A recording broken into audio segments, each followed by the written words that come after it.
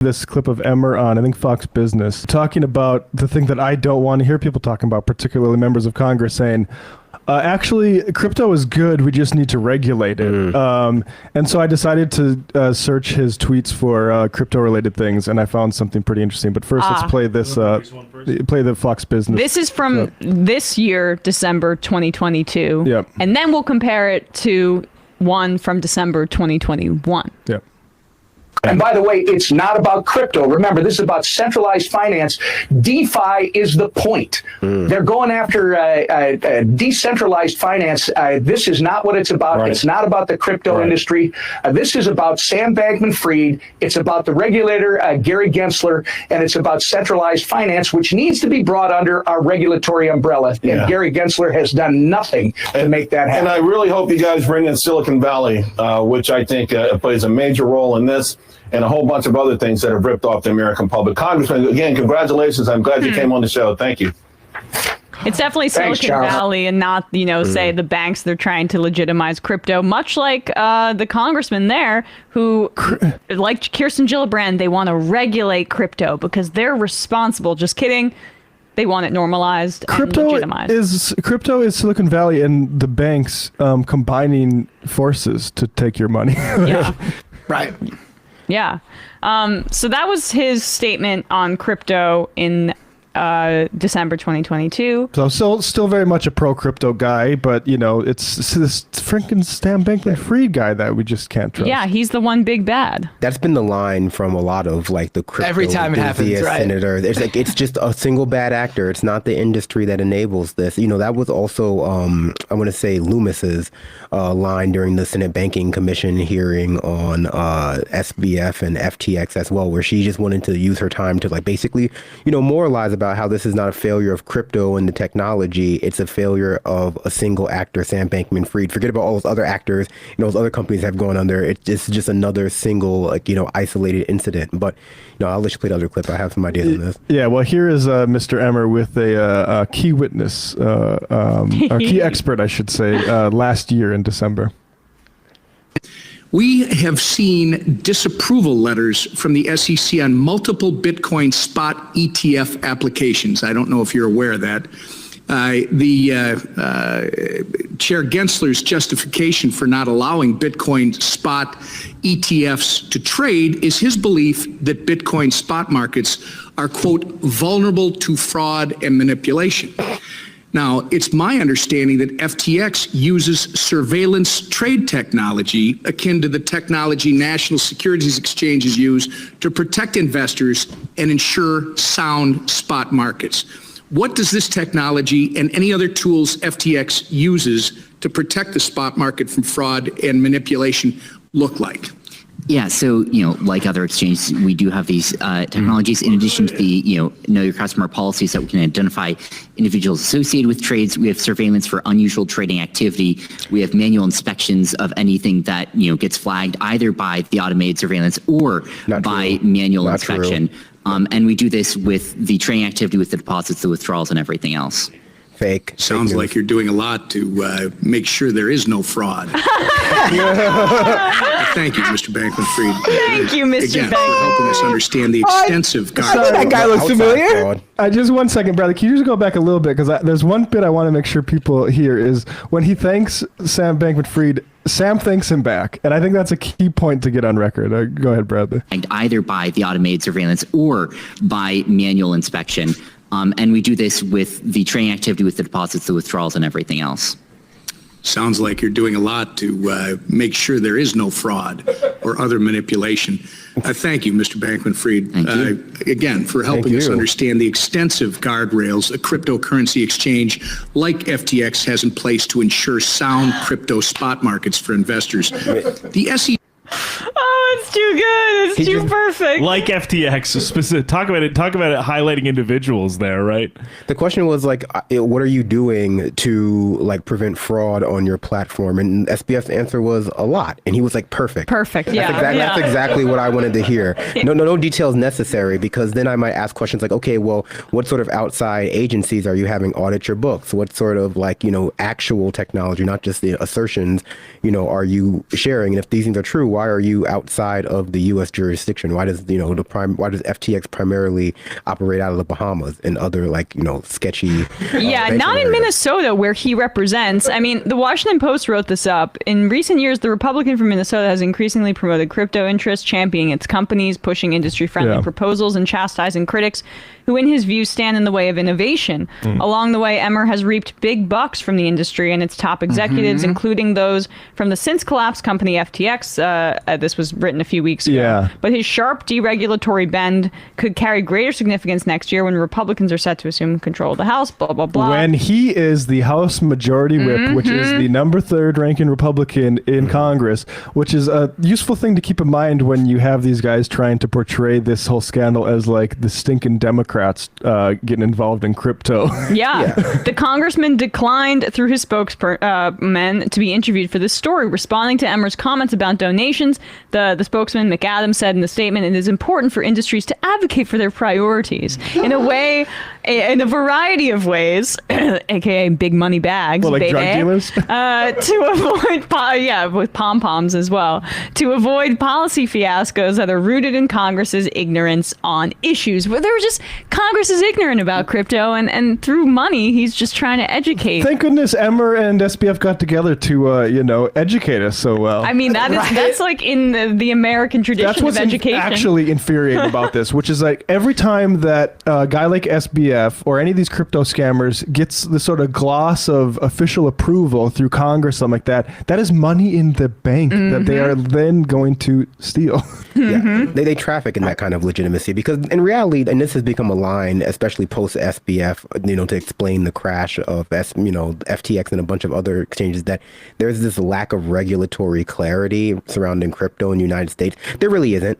There isn't a lack of regulatory clarity. There is an assertion that the securities laws and commodities laws and banking laws that we already have that cover this stuff should not apply to these platforms and should not apply to these new types of tokens and DAOs and etc. But the SEC has been very clear that a lot of these tokens, especially things like FTT and like Cell token and like tokens being created by exchanges to represent the, theoretically represent the underlying value of their company, are securities. And if you trade in them, they're unregistered securities, and the laws in America are very clear about that, and you're not allowed to do it here. And so we have a lot of crypto companies, SBF included, whose argument seems to be, but we don't want those laws to apply to us. We'd like you to write new laws that inherently cover and understand that crypto is this experimental technology, this experimental asset that has to have new laws written about it. When in reality, we've seen that it operates much like other, predatory assets have in the past. It operates like unregistered securities. They operate like shadow banks. They operate like penny stock pumpers. There's nothing new about it other than the assertion that like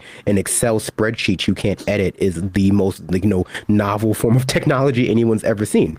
And like the industry just wouldn't be as productive in terms of like money going in and out. Well, I guess not coming out anymore, but it wouldn't have been as lucrative for people if it had been regulated. We've seen like what a regulated crypto company looks like. I think that's Coinbase. Coinbase is regulated and they're audited by like Deloitte or something in the US, and they just they burn money because they can't traffic in some of the same things that other crypto companies outside of the country can traffic in. It's just as simple as that. And so, what we do about that is a good question, but I don't think the solution is to like pretend like crypto aren't securities. We should just be like crypto are securities, like formally just provide in the law. Right. Yeah. Or commodities, I guess some of them are. Well, commodities, that's what they want. That's what crypto wants. They want to be classified as a commodity, a lot less regulation around it. How long could Congress members continue to launder the crypto's good name? There's going to be, we're already well past the point where it's obvious to everyone that this is all bullshit and a scam and it's all a fraud. But they continue to push. Like, what's it going to take? What, Binance and Tether collapsing? Oh no, but then the real bad apples will be out, and we'll see when Bitcoin's trading at back to who knows what, if it's even valued at anything at all once those two collapse. Maybe then that's the future or whatever. How long are they going to continue to launder this? And I'm assuming it's just however long there are advocates in the space who keep lobbying them. That's what SBF was so good at in terms of like it's clear he wasn't even good at his own fraud, being how quickly it collapsed, but he was quickly becoming the face of crypto for a lot of politicians. I mean, he was the one who had a lot to say and was the driving force behind a lot of the crypto policy that we currently have seen introduced into Congress over the past year or so. I mean, that's why he's in so many pictures with these people. This is probably why he was invited to be on this panel, because I got to tell you, FTX was not one of the major exchanges when it comes to the U.S. If you were going to invite some U.S. exchanges, FTX wouldn't, and they had what, like 4 people on that panel? FTX wouldn't have been on the top of my list there. It would have been like, I don't know, Coinbase, Crypto.com, Kraken, Gemini, but SBF got one of those seats. I mean, it just goes to show you that he was really ingratiating himself in with these people to the point where they even viewed him as like the face of crypto and was a go-to for them to put up on that panel. Yeah, he spent a lot of money on purchasing legitimacy, perhaps too much money, and I think a lot of it too was also like, a classic grift, which is like acknowledging that the industry is full of fraud and scams, and also being a scammer as a way to distract from the fact that, you are a scammer by like, a lot of these companies, these exchanges, they're already secretly insolvent, he said, I think. And it's just like, yeah, they are. they are, Sam. You're right. But I mean, I think it speaks to, the priorities of our government, but it also speaks to the larger industry of crypto and, how there has to be a hardline stance against integrating this within our, larger banking and financial system because, basically they claim the technology is still new, but it's been 12, 14 years, like 14 years into like Web 2, we had social media, we had smartphones, we had all of this other shit that people had like to ruin their lives with. And now it's just like Web 3, it's just various versions of like securities fraud, money laundering schemes, and like pictures of monkeys. And, like, I guess if you abstract our normal economy to that degree, you can make it sound like that too. But like, it's certainly, doing a speed run of like the past 300 years of finance, like people have acknowledged, and it's like, and it might, if they don't get any bailout, we'll see what would happen to our economy as well if we had no safeguards, and even as people pretend like this is a free market. Yep. All right, let's take a call really quickly. Oh, I think I know this person calling from a 917 area code. Who's this? Where are you calling from? This is Alex from New York. Alex from New York. How are you, Alex? Good. Happy Hanukkah. Happy Christmas. Yes. Happy holidays to you as well. What's up? How are you? I'm been good, but I got a very important question for you guys. Okay. Who would win? Bill Maher versus Greg Gutfeld. Okay. Or J.K. Rowling versus Caitlyn Jenner. God. Caitlyn Jenner's older. This is a physical fight? Yeah, Caitlyn Jenner is an Olympic athlete. But she was a former decathlete, so I would still take her over 30 Rowling. years ago, 40 years ago. Yeah, but I think that I don't know how much juice J.K. Rowling has. Oh, I don't think she's an athlete. She doesn't know how to write about a sporting event. The rules of Quidditch are nonsensical. So, do we even know what J.K. Rowling looks like physically beyond her face? I mean, I'm guessing she's a toothpick. I don't know. She's 6'8". What? Are you saying what? I actually, I don't know. I really only, I don't know. I don't think I've ever seen her like standing up, honestly. So I'm not entirely sure. I mean, she's Hagrid stature. Yeah, she's 8 feet tall. She's 8 feet tall. Now apparently her and Gutfield are both 5'5". Okay. What's the other guy going against Gutfield? Bill Maher's 5'8". Bill Maher is a tiny little bitch. I think Gutfeld's just crazier. So I think I'd take But Maher. Gutfield's 5'5", and he looks like he has shorter arms. So I think just in terms of Maher reach. might actually. I'm taking Gutfeld. I'll take Maher on that. Yeah. Is Gutfeld the one who asked like the really, really dumb questions on the 5? No, wait, yeah, he's the one who fancies himself a No, that's comedian, like an Kilmeade. actual. Oh yeah, I think I'm confusing Killmeade for Gutfeld. Yeah, if it was Kilmeade, he would obviously lose. But Gutfeld, I guess, They kind of he look looks alike. like No, they don't. No, actually, they don't actually look alike. but- Kilmeade looks like the weakest person I've ever seen. Honestly, like I'm gonna have to look up Killmeade right now for my phone. Yeah, No, Brian no. Kilmeade looks like the weakest Gutfeld is person. younger by about a decade, so maybe you go with Gutfeld. I just Gutfeld looks like he could have some spiciness to him if he got into a physical fight.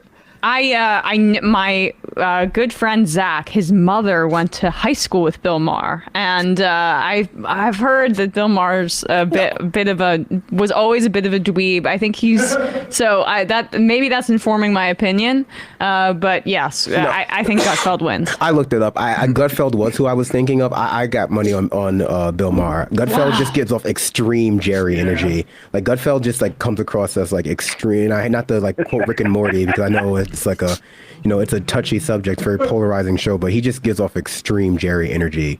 Like whenever he asks those like really like disingenuous questions about policing, I'm like, oh no, this guy has never defended himself with his hands. Gutfeld's a guy who talks a big game and then runs away, I think. I just feel like he's a little stockier. Like he is. He might be able to. He might. It's those guys are deceiving. It's like a 5'8" like running back in the NFL. You don't realize how powerful they are. I mean, at the end of the day, someone burned down Terrell Davis. At the end of the day, someone burned down the Fox News Christmas tree last year, and they were not fearing like Greg Gutfeld coming out and like beating them up for it. I'll put that. I mean, Jesse Waters would like go frat boy psycho on you, but Gutfeld not that formidable. But this was a good one, Alex, to end the year here. Sure. Actually, I gotta say, I don't think that he would go. Jesse Waters would go frat boy psycho on you. Did you ever see him on the street interviews?